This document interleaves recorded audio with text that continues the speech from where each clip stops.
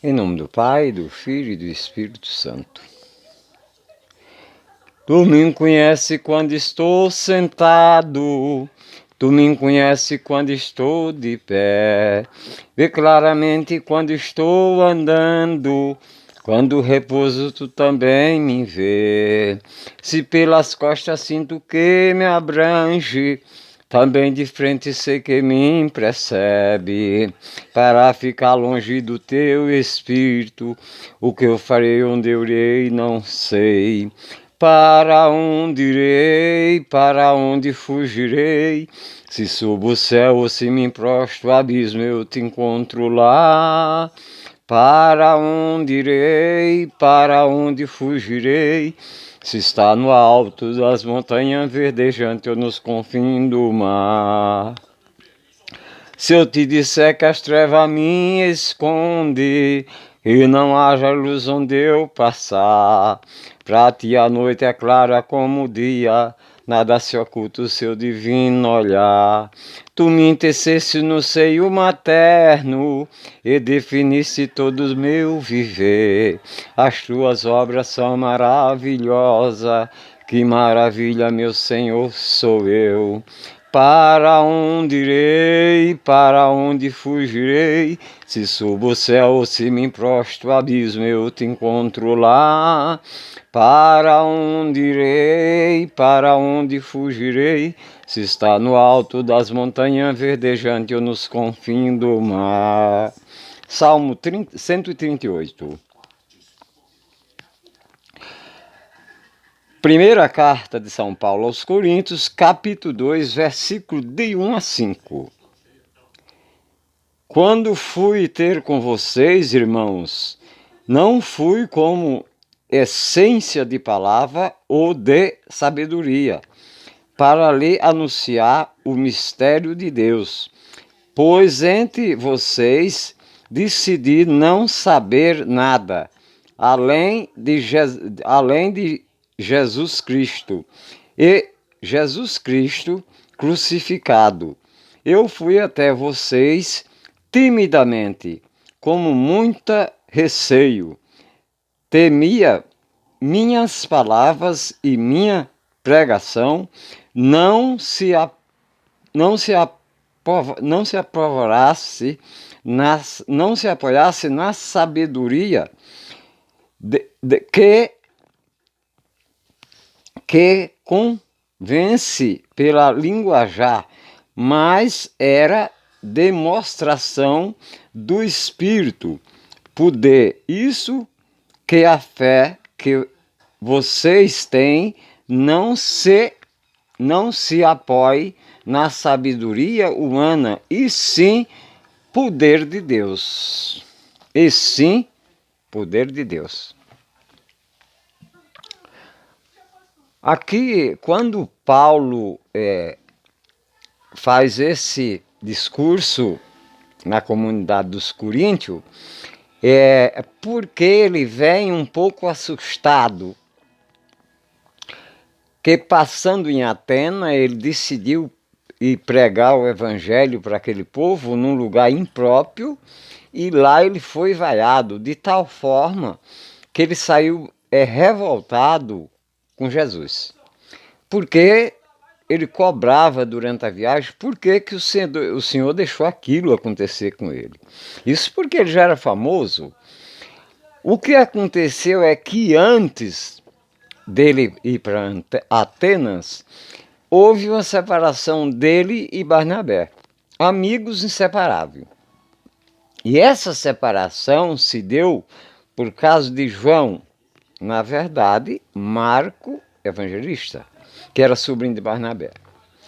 Mas Deus usou Marcos para separar os dois, não porque para machucar ninguém, nem para maltratar Paulo e nem Barnabé.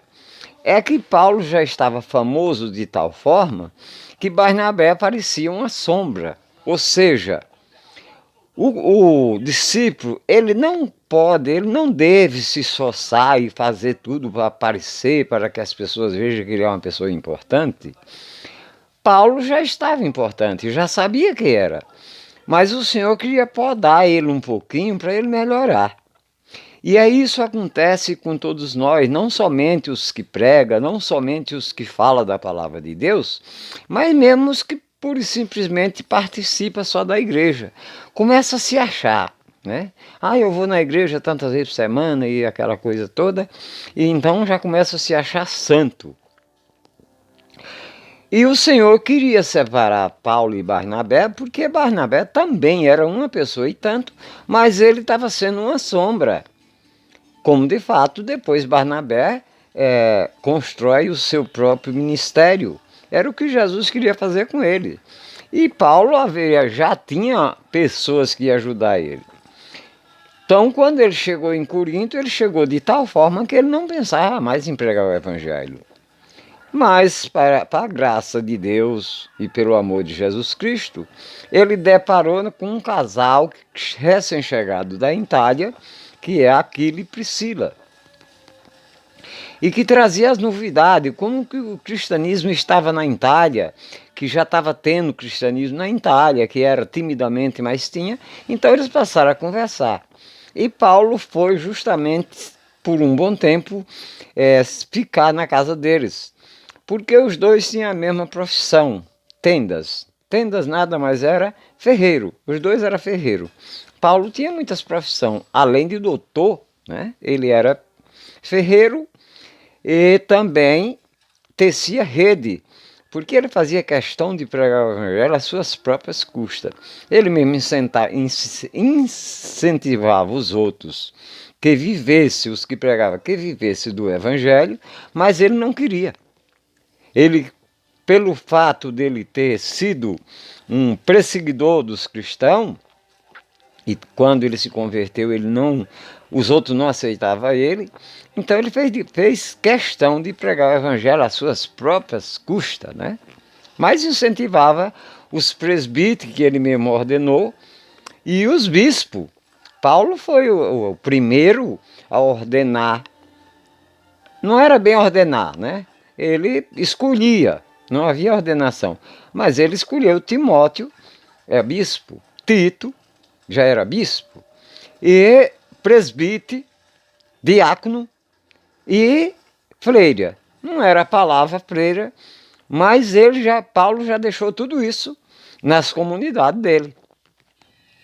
Então ele faz esse discurso, ele diz que vai com medo, vai temendo, então ele procura ser simples na pregação, ali a primeira pregação na cidade de Corinto, onde ele faz um grande trabalho, porque Corinto era uma cidade grande, de 500 mil habitantes, e tinha muita gente rica, mas a maioria era pobre e escravo.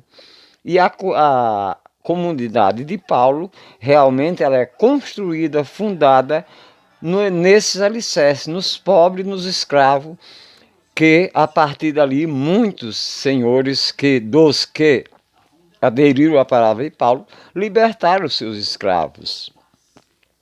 Então Coríntio é quase uma ilha, né? Ele é da Grécia, mas tem uma riqueza imensa porque 500 mil habitantes. E havia ali 2 portos marítimos. Um porto no mar Mediterrâneo e o outro o mar Egeu.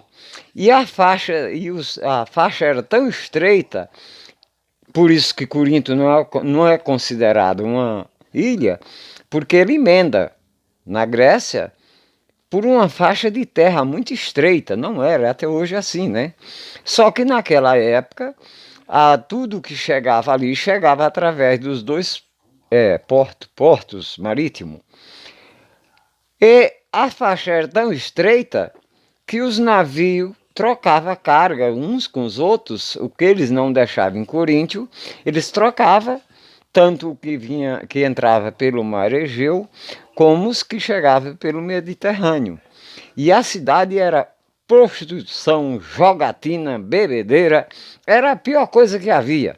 E Paulo, é aí que Paulo afirma o apostolado dele, e aonde ele passa o inverno, E é dali que ele escreve a sua primeira carta aos Tessalonicenses, porque Tessalônica já era uma comunidade que Paulo tinha pregado.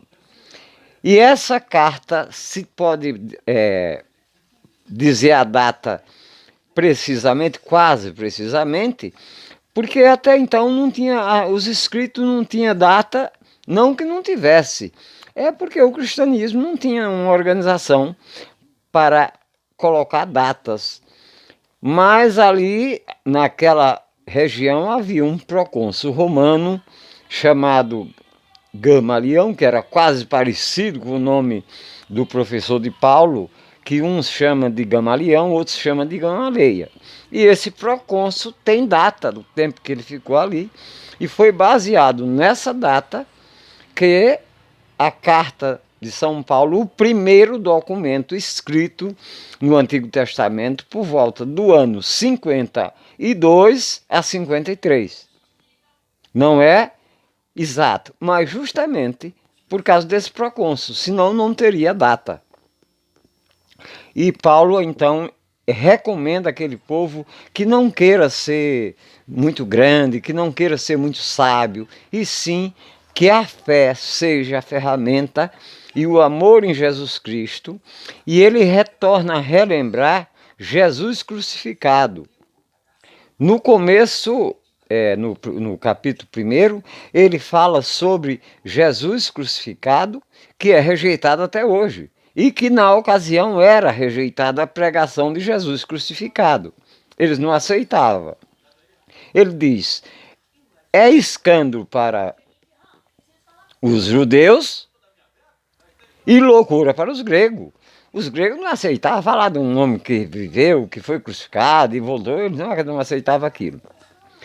E os judeus, que eram adeptos da lei de Moisés, também conheciam. Os que não tiveram em Jerusalém, eles sabiam da história que Jesus foi crucificado e pronto, morreu.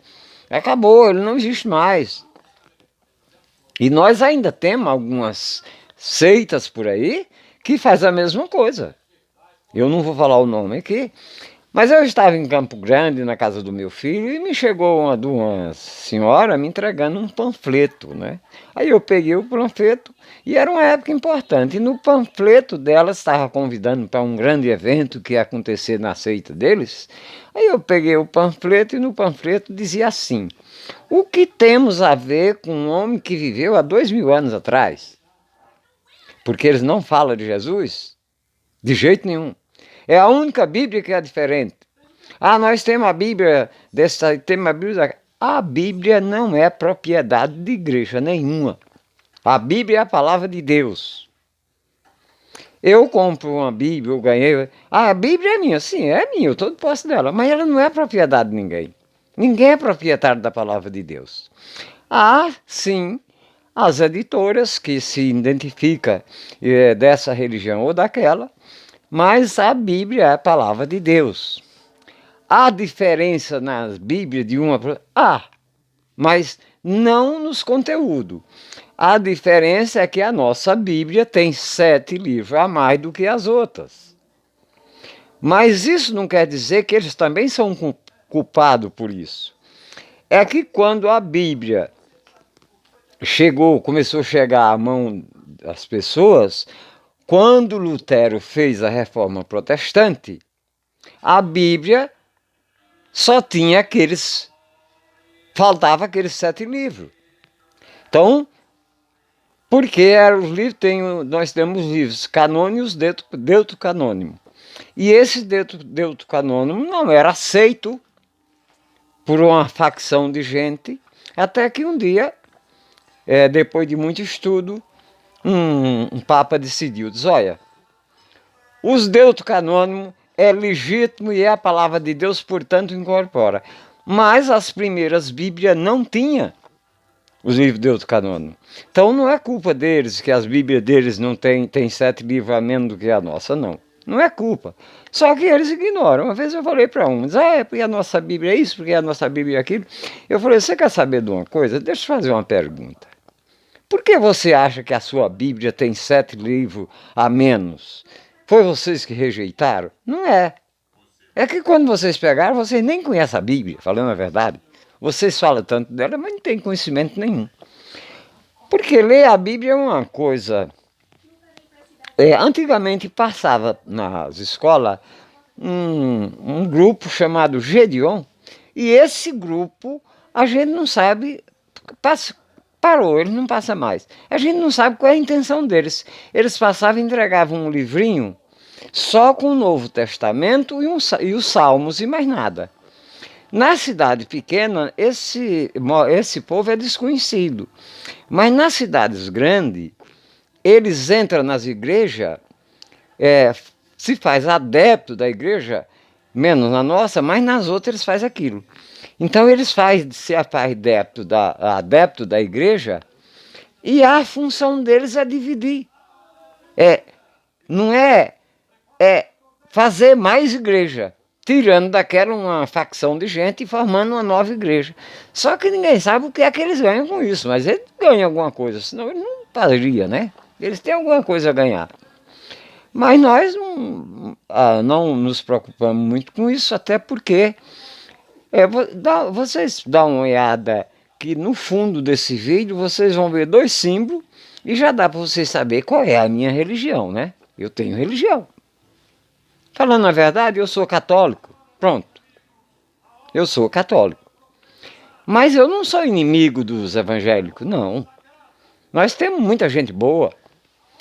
A diferença é que nós temos consciência do que pregamos, nós temos consciência da veneração a Maria, nós temos consciência da nossa devoção aos santos, e eles se acham, eles estão acima dos santos, eles estão acima da palavra de Deus, eles estão acima de tudo, porque eles deturpam a palavra de Deus, eles distorcem, eles fazem algazarra com as pessoas, mas tem muita gente boa e séria, né? Então, e outra, é melhor que ele esteja numa igreja, pior se esse povo tivesse aí na rua, fazendo baderna, junto com tanta baderneiro que já existe. E uma coisa é verdade, eles podem fazer as trapalhadas deles, mas não estão ofendendo a sociedade nem virando marginal. Isso é muito bom, certo? Alguns não vão gostar do que eu falei aqui. Mas eu não estou aqui para falar da vida de ninguém, eu estou aqui para pregar o Evangelho, como desde o início eu falei, mas eu vou divulgar a minha fé. Volto a repetir, eu estou aqui fazendo um trabalho paralelo, mas não estou divulgando a minha igreja, estou divulgando a minha devoção à igreja, mas não estou divulgando nada da igreja aqui, o que é oficial da igreja, porque ainda não legalizei esse canal.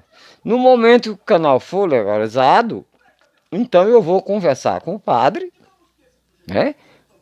E pedir para ele se eu posso divulgar a igreja, porque a igreja, né, ela tem a hierarquia, e a hierarquia todos é formado de pessoas ordenadas, e não adianta esconder que o ministro ordenado, ele não é maior do que a gente, mas é responsável.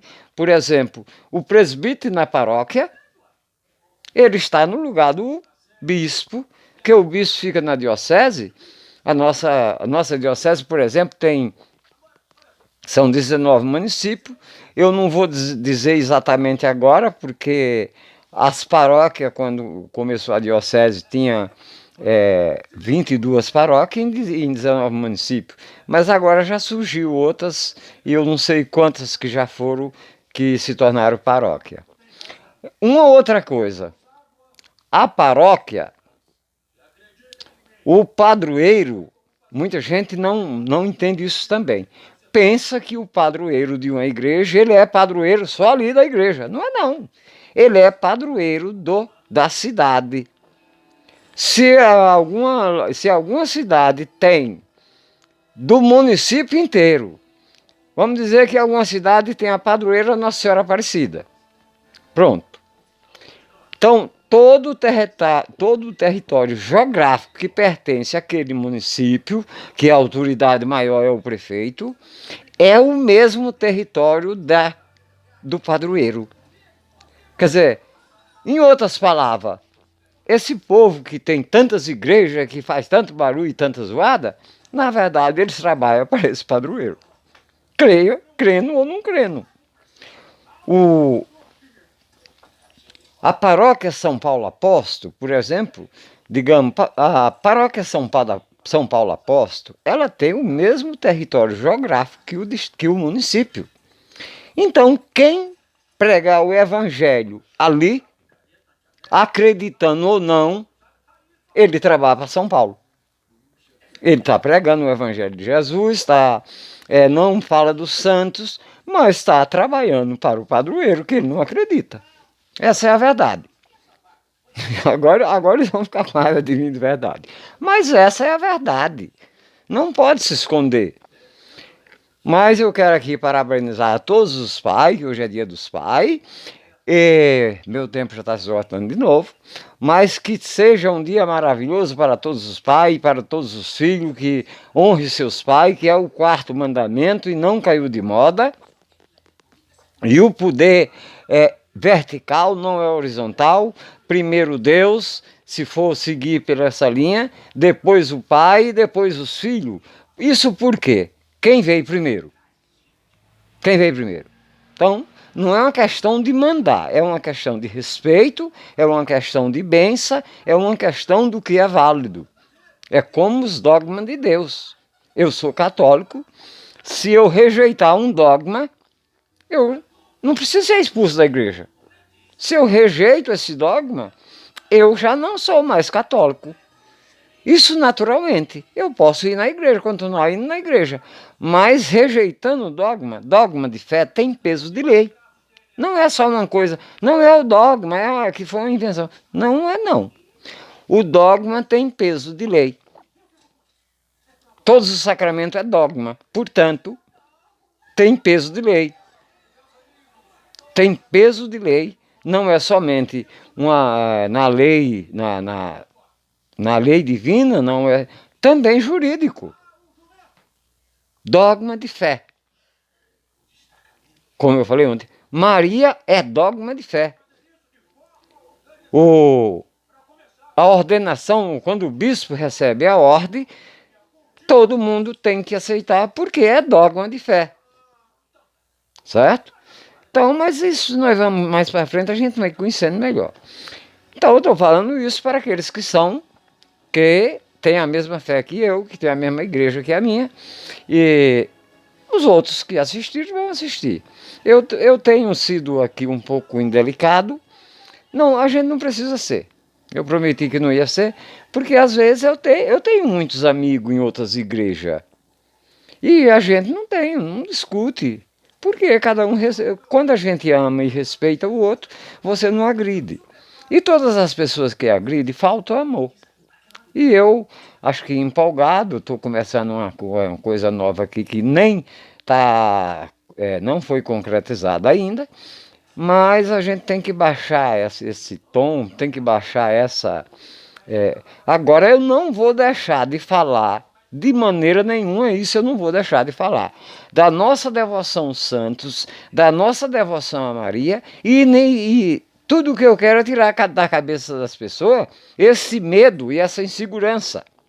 E aqui também quero reparar algumas coisas que eu falei ontem, porque o tempo é curto e eu comecei. Ontem eu citei 2 vezes o São Paulo VI como São João Paulo VI. Não, foi a pressa de falar. Também citei aqui São João Paulo I. Não, João Paulo I é beato, ainda não é santo. Quem é santo é João Paulo II. É que na hora da gente falar, eu estou com isso aqui justamente para isso, para eu ouvir o que eu estou falando. Mas como o tempo aqui é curto, aí eu me apresso falando e eu acabo me atropelando eu mesmo. Eu estou dizendo isso, não é obrigado a gente fazer, mas eu estou dizendo isso para as pessoas saberem que para não deixar, eu estou aqui para tirar a confusão da cabeça das pessoas, e quando eu vou ver o vídeo, peraí, eu estou tirando a confusão, estou botando mais. Outra, falei que todos os apóstolos foram martirizados. Sim, menos um. São João não foi, São João morreu de morte natural, e por volta dos 100 a 103 anos na Ásia Menor, na cidade de Éfeso, certo? Então São João não foi martirizado. Tentaram, mas não martirizaram ele. E para que eu não me incompride muito e não perca o vídeo que eu estou fazendo, vai os meus parabéns para todos os pais, e também pedindo aos filhos que ame seus pais, sempre peça a benção para os seus pais, que é o povo de hoje não perder esse costume, e a benção não vai fazer bem, não é o pai não, ele vai fazer bem ao filho, né? A palavra Deus abençoe, a benção do pai e da mãe vai acompanhada de Deus lhe abençoe. E tem um poder imenso. Agora os filhos de hoje já não pedem bênção aos pais, e alguns pais também não ensinaram os seus filhos que aí você está devendo para você mesmo. Você tem que ensinar seus filhos desde pequeno. Quando eles chegam na adolescência, né, quando eles estão voando no começo da juventude, a maioria deles faz isso. Mas depois que eles se assentam, eles voltam. Aí eles voltam e lembram que estão e amam os seus pais bem mais do que antes, tá? Então que esse dia seja o dia da família de verdade. Um dia maravilhoso, maravilhoso. Louvado seja nosso Senhor Jesus Cristo, para sempre seja louvado. Em nome do Pai, do Filho e do Espírito Santo.